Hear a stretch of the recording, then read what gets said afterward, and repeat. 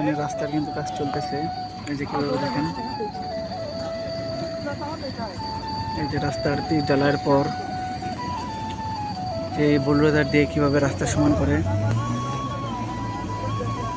পুরোটা রাস্তার কাজ হচ্ছে। এই পুরোটা রাস্তার কাজ হলো, দেখেন।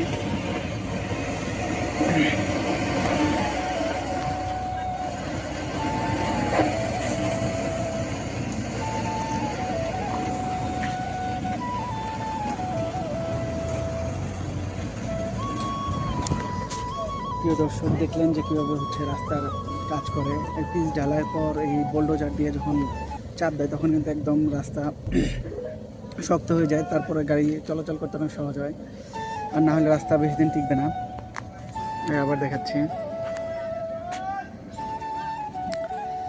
এই যে হচ্ছে ক্ষেত, প্রকৃতির কি লীলা খেলা।